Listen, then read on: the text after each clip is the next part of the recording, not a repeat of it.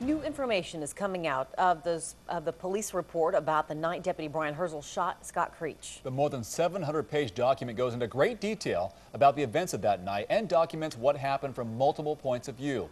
KXLY4's Tori Brunetti live. And Tori, there are some differences between what other deputies saw that night and Herzl's statement.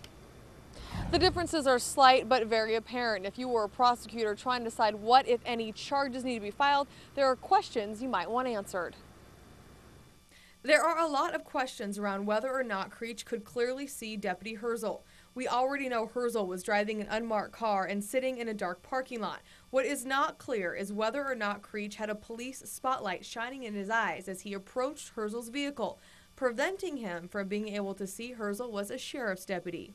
Herzl told investigators he did not turn his spotlight on and has no idea how it ended up turned on. But the first deputies on scene after Creach was shot all reported the spotlight being on facing west, the same direction Creach came from as he walked towards Herzl's car.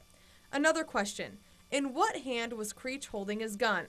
Herzl told investigators Creach was holding the gun in his right hand before placing it in his waistband, and he reached for his gun with his right hand right before he was shot.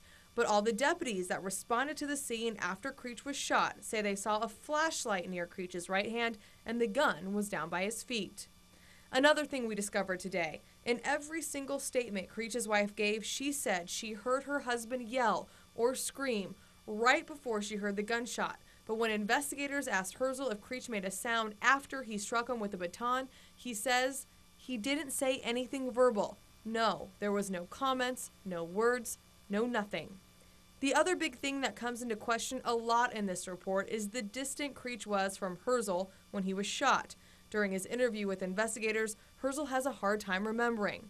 Once he says, "I remember it being about 6 feet, but I don't think that would have been correct for me to have given him a baton strike, and I wouldn't have been able to do it from that far." In other statements, Herzl says Creach was about 2 or 3 feet away from his patrol car. In reports from the deputies that arrived on scene, some say Creach's body was anywhere from 6 to 10 feet from the patrol car, and one deputy said he was surprised at how close the victim was to Deputy Herzl's patrol car.